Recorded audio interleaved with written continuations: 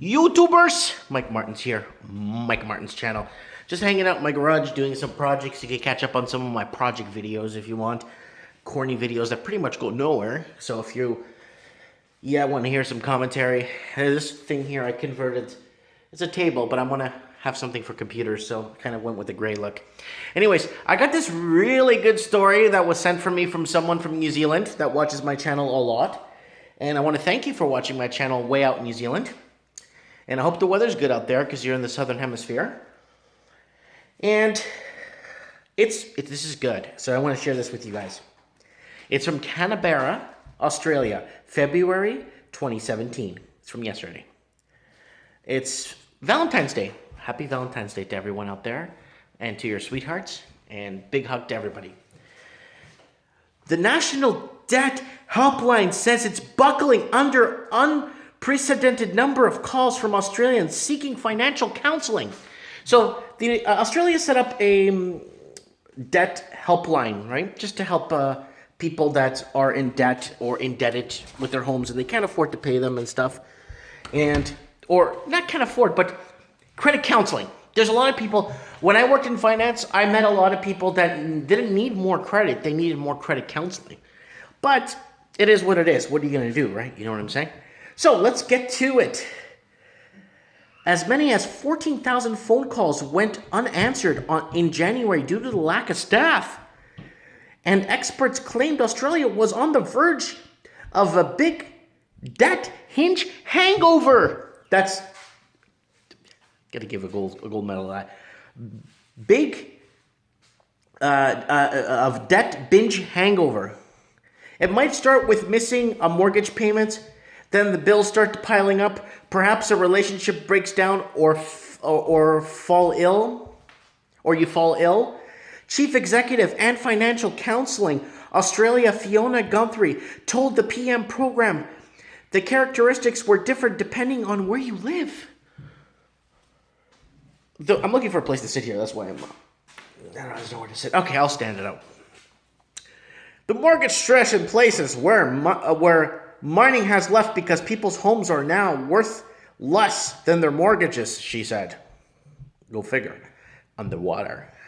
Now, that's quite different to the mortgage stress that you'll have in Sydney, Melbourne, where people have had to get really, really high mortgages in order to be able to get into the market in the first place. Financial Counselling Australia claimed the service received a record of number of calls in January as borrowers weighed down by mortgage stress struggled to cope. People gotta wake up. Wake up, sheeple. Ms. Guthrie claimed about 30% of Australian households were in some sort of financial stress. 30%?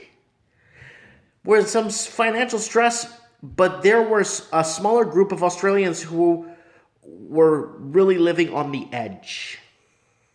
About 20% of the population are really struggling and haven't been able to make a payment, for example, in the last year, or have got no cash in the bank if something goes wrong, she said. Household debt at record highs. The National Debt Helpline said 11,000 people were not able to get a hold of a counselor in January 2016. And this is the year that the number shot up to 14,000 callers. The government-founded helpline offers free independent advice from professional financial counselors. That's a fantastic idea. But this should happen before people go out and buy a house or before people apply for that line of credit or that loan. Because like I said, it's like buying an alarm for your car after it gets stolen and you're like, maybe I should put an alarm in my car. It got stolen last time. But yeah, and people, don't be afraid to ask your friends, colleagues, co-workers for help. To ask, not financial help. Not financial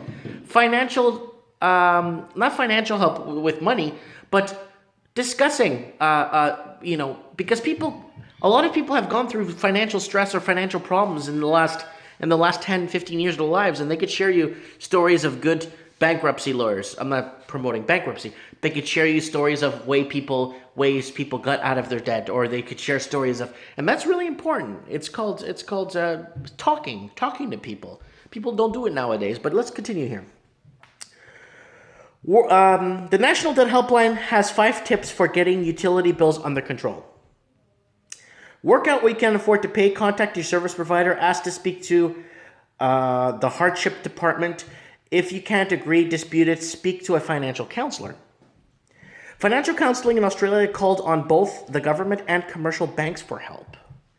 We are going to go through a debt hangover in Australia because the household debt is at record highs, Ms. Gumphrey said. Just imagine what happens when interest rates start to nudge up or if unemployment were to increase and people were to lose their jobs. The flow-on effect for our economy would be absolutely devastating. Well, of course. We've got so much debt that it's at such a high levels, the least little wind is going to tip it into something that could look very like a catastrophe. That's actually how it's written. Could look very like a catastrophe. Not sure, but that's in quotations, and that's what she said in her words. So, like I said, this is pretty bad. This is hugely bad. And I'm telling you, it's the free market to buy, like where people buy, like in certain countries, like I'm not picking on Mexico because I say Mexico a lot because I have a personal experience. When I went to Mexico, I wanted to really buy this beautiful house. It was close to the beach. It was in a local town, all locals. And my Spanish is perfect, so I don't have a problem, right? And they declined me. They told me that, no, you're a foreigner. We can't sell to you. I'm like, I never saw myself as a foreigner. Like, I'm Portuguese, right? But I never saw myself like being a foreigner, like an outsider. I always felt welcome. But when I was in Mexico, they're like, no, you're a foreigner. We can't touch you. We don't want you. I'm like, but I just want to buy a house and have a place to come. I want to have a place to come and visit when I'm, vacationing and stuff. Just stay here for a few months of the year. No, you're a foreigner. Can I get a bank account? I was like, nope. Can I apply for citizenship? Nope. Like dual citizen, right? Like having two citizenships. Nope. I'm like, huh.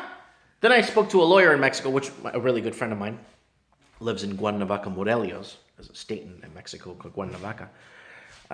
Morelos is the capital, and Cuernavaca is the capital. Morelos is the state. I'm sorry.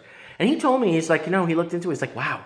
He goes, I never thought a Canadian would have so much trouble purchasing land in Mexico. I mean, I never saw you guys as a threat or something, but no, that's how it is. And that's what I said. They're afraid that I'm going to come up, buy land, and then I'm going to bring my uncle and my aunt and other people and end up buying the whole town eventually. And they're afraid of losing their sovereignty or their way of life, their language, everything they've worked for, or everything they've accomplished, or everything that they've created for themselves. And that's what is happening right now in a very big grand scale to all the English-speaking countries. You know what I'm saying? I got out of that mess in Vancouver. There was a huge liberal fiasco mess out in Vancouver. I had to get out. I couldn't raise my kids there. I couldn't. I had a lot of problems just with no one getting along with each other. Nobody wants to talk to me. It's everyone for himself, and I couldn't deal with it. So now I'm here, and if you look at some of my older videos, and I have a section in my videos called "Living the Dream." I ended up buying a house for under $300,000. It's got many bedrooms, almost 11 bedrooms if you count every room as a bedroom. It's got 3 living rooms. It's a really well laid out house. It's really good to go. It got very little to no maintenance when I moved in, and it just paint it and organize it. But I really wanted to put this out there for the, I really feel for the Australian people, because a lot of them wanted that dream of owning. A lot of them wanted that what their parents and grandparents had, right? And the people that suffered the most in Australia are the Australian propers. So it's Australian proper. People from Australia, Australian citizens, are the ones that are suffering the most. And it's really sad, that their own countrymen are suffering.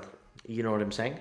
But my prayers. I have my prayers. I have Australia in my prayers every time, and I really hope that things. The government there needs to put, like I said to you guys, waste to solutions. I have other videos I made. Watch them. put a foreign tax on for foreign investors from all over the world that want to invest in Australia, put a foreign vacant tax on vacant homes, 5% of the home's value every year, do another tax, 15% foreign buyers tax like they did here in Canada, to protect people, to protect Australia's interests, right? You know, I think it's very important that Australia keeps its sovereignty and keeps its way of life, because it's like here in Vancouver where I live, it's like, what does it mean to be Canadian anymore? What does it mean, you know, like, what is it Canadian, you know, like, what is, it's really hard. Now I'm living in Canada proper, I'm living in a small cowboy town. Now I'm seeing what Canada, you know, everyone waving at each other, everyone happy to see each other. I love it. I walk into the hardware store, everyone's standing around talking, all the customers all around talking in circles with each other, and then I just go up to a random person, I'm like, hey guys, what's up? They're like, hey, how you doing? What's your name? I'm like, I tell them my name. Oh yeah, that's good. How you doing? Oh, what are you working on? I'm like, oh no, I'm just looking for handles for my cabinets. I'm like, oh, what did you do? I'm like, people humble and sincere and actually, you know, enjoy life, you know. And mind you, when you own a house that's worth under $300,000, your debt load is very little, right? So I did it. I made the move. Watch my videos and see what I did. It's under my Living the Dream section. Under my video section, it's called Living the Dream. Watch what I got going on.